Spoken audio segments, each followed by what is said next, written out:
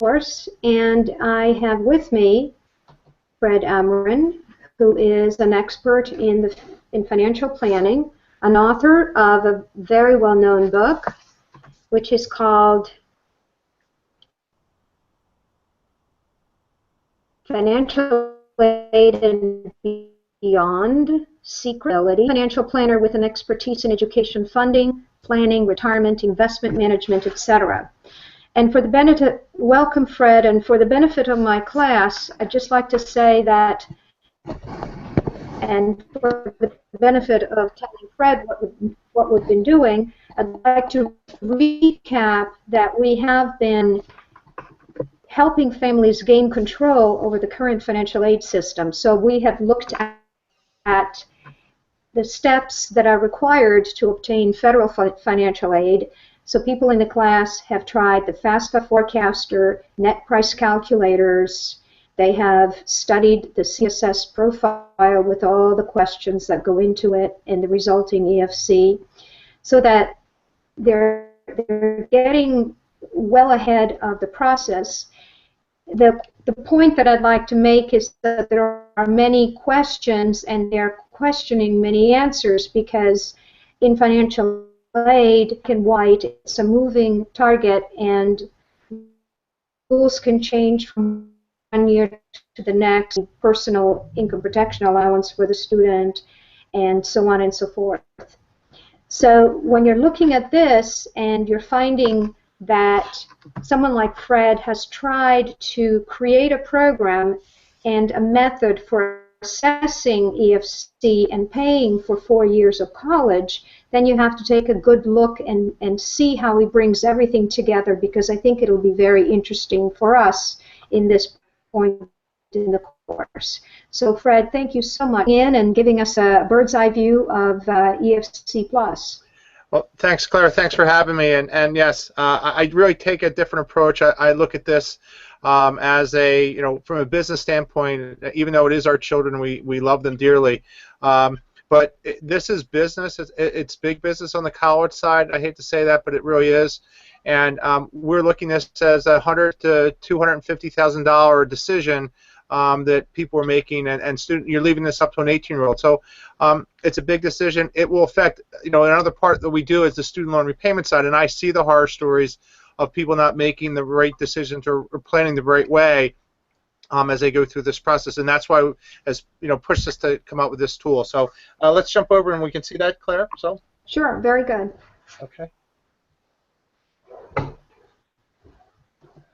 So this is our tool called EFC PLUS, and it will carry you from the college planning stages in high school all the way through. We're finishing the development of the college tool, but we have the high school place part complete from the planning side, also from the award letter side, and we saw some great things in that tool this year as we had our first pilot group really go through the system. So, and that's kind of the unique thing. Unlike the other tools out there where you have to go site by site, basically we've put a net price calculator all in one place. You do your EFC calculations here, you put in your information in once, and then you just pick your schools and you put in your budget. And again, what's different about ours is we do a 4-year cash flow. So we're going to look at the planning side first and see what that looks like. So I just had to take here. So one, I'm going to skip the input side. We're just going to go look at what the schools look like. So one, we saw in the prior presentation, I just want to bring it here. The key first part is understanding the EFC calculation. So here's,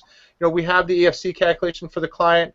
The system, the internet's a little slow today, but here you can see both methodologies that we've calculated. And I think, Claire, you've talked about the class knowing the 4 quadrants. I think that's absolutely critical, especially for me as we start giving advice. There's a whole set of tax advice and things like that that go with this process, that understanding the detail is very, very critical. We have a tendency to look at highlights anymore today, but knowing the detail is absolutely critical for a proper plan. Now we'll come back to the list. Now we're not going to go through. See here, it's working. Sorry for the slowness here. But here's the list of schools for this student. They've looked at this. They can have up to 20 schools in their list at any given time. They can add and delete them. But basically, we're looking for things here. As you can see, the CSS profile. We've done both calculations, but you can see what schools are and aren't schools, what the cost of attendance is, what the school meets of need, how much of it's gift aid. Again, this is all just a planning tool, and you're seeing the graduation rate. We have the right here on the left-hand side. I'm not going to click it here, but that's the wintergreen 2-page guidance council report for you. And then we're going to look at the University of Pennsylvania as an example here. So here, we're trying to put this all one place for the families. One, we're looking at the cost of attendance. Looking at graduation rates, I think the dilemma that many of your clients will face will, that sticker price looking at University of Pennsylvania at $60,000+ compared to the state university of, wherever they're at. That can be a big deal. But when you start looking at the dynamics of multiple children in school at the same time, what the gifting policy are, or even the academic talent, schools give merit aid where, the Ivies do not typically. So here's where this comes into play. Graduation rates, all that becomes very, very important with the school meets of need. And then we talked about this in our last presentation on the matrix. This, again, helps you understand. Everyone's familiar with the academic reach, but not many people are familiar with the financial reach. So, here we can see on the one line, this is the separation of, on the y-axis is your attractiveness academically, and on the x-axis is how much need you have. So in this case, Penn's normal position or package is worth $41,700. This student only has need of $39,000, so you can see that they're inside this position, but you also can see academically they're not where that is. Now, could there be some things that subjectively they can get up, such as their interview, or maybe they have a special skill set? All those things could be important for you in this decision process. Then we have just some basic general information. Here's where I think the power of our system really comes into play. As you can see, we're doing a 4-year cash flow. So the first part is projecting the award letter of what it looks like over the 4 years. Your net price calculators will only give you 1 year at a time. The schools, when you give your award letters, will only give you 1 year at a time. What we think it's important as you make this decision, especially if you have multiple children, in this case you can see this person has a second child that's going to come in, and here how their EFC number is going to change. They went from 24 to 14. On the profile side, a second child, there's only usually about a 40% discount. On the FAFSA process of federal school, it actually gets cut in half. It's a 50% discount. So they are important factors when you start looking at schools when we're trying to project what the net cost is going to be at the end.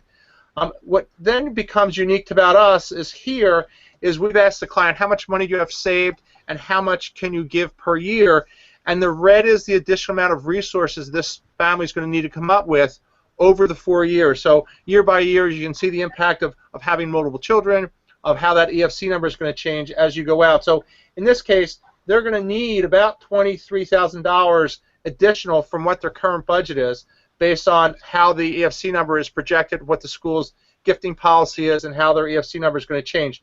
This is absolutely critical. There's no place I'm aware of that does this kind of work.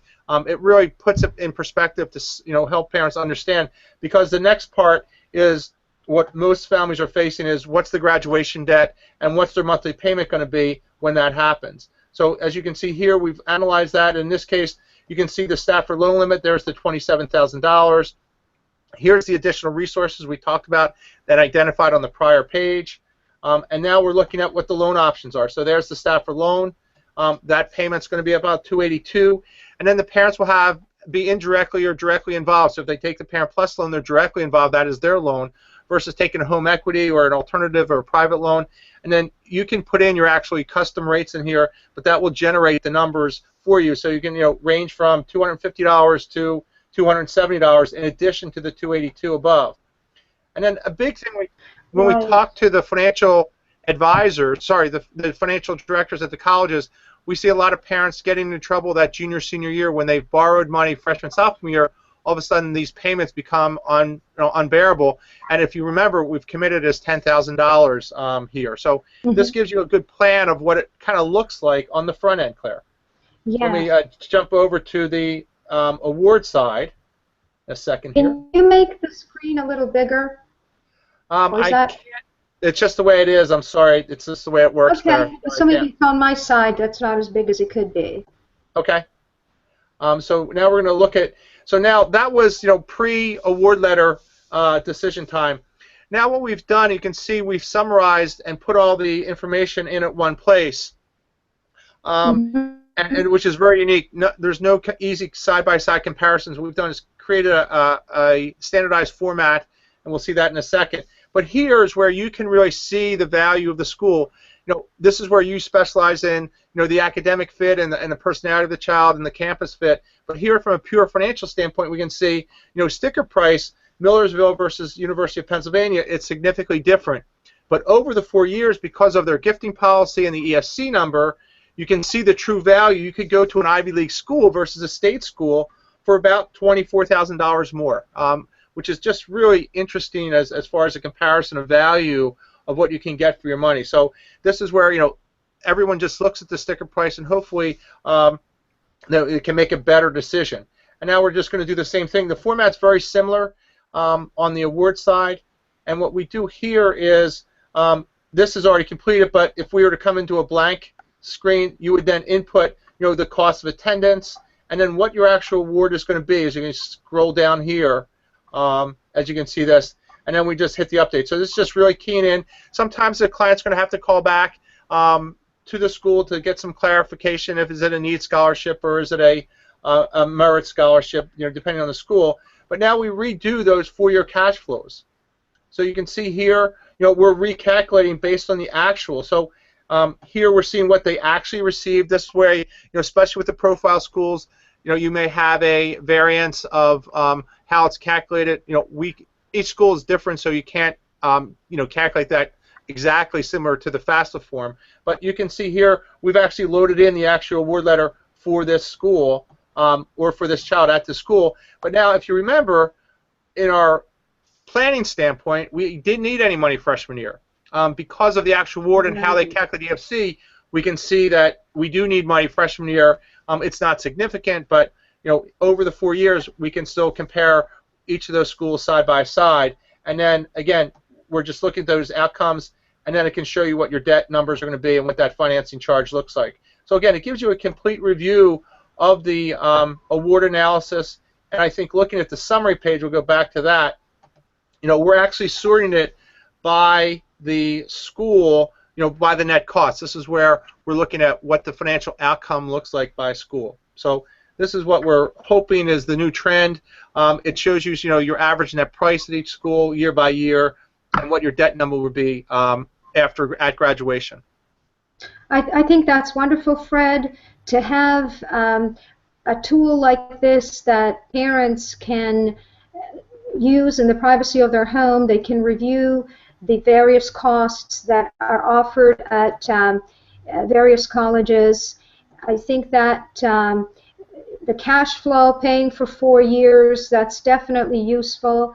Families don't realize sometimes whether they should empty out their whole entire 529 plan to pay for first year and leave that and then demonstrate more need in second year. And oftentimes families don't know if they will always be employed for all 4 years. So there are many variables that are not a line in the sand. Claire, I want to really step in. That's a great point, because one of the things, the 4-year cash flow, and this gets in an important part of planning, it typically goes against your normal debt perceptions. This is one of the exceptions. By doing the 4-year cash flow, you have to understand the Stafford loans, that's an annual limit and a lifetime limit. So a lot of people will try to defer the debt as long as possible. When you do the 4-year cash flow and you see what your out of pocket's going to be at the end, this is where you want to take, and our model actually makes you do it, take the debt on the student side freshman, at the beginning, because the student, one, it's legally their responsibility, and two, the student has better loan repayment and loan forgiveness options. So that's an optional, we think that's really important to, again, keeping the student involved and engaged and legally them, being responsible, because those other debts are indirectly or directly the parent's legal responsibility. So that's an important part.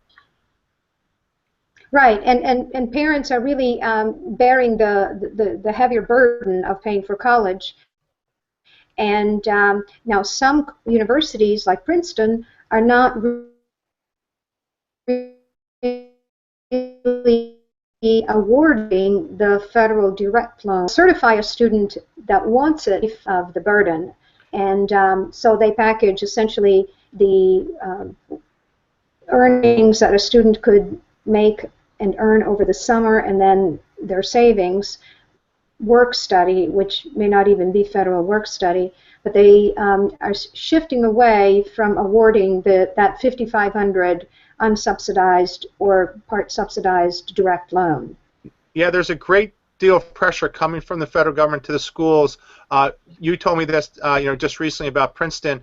There's actually community colleges in California that are totally eliminating the direct staffer loans because of the repercussions to their other funding from the federal government. So it's a big issue, and kind of gets into looking at the matrix, and your ability to pay is becoming more and more important for some students as far as their admissions into the schools. Yes, yeah. Unfortunately, so they can't afford to be blind or whatever. And I think that enrollment management has a lot to do with it. And many families just don't know how they're being packaged, how they're being assessed, and why the packages come down that way. And having a program that helps them with that is certainly very useful. So thank you so much, Fred. Well, thanks, Claire. And again, our purpose, and the same with you, is the focus on the outcome is how do they get out in time? Are they getting to be productive adults once they're done, and hopefully not in significant debt? Absolutely. Thank you so much. All right, have a great day. Thanks. Thank you, you too. Bye-bye. Bye-bye.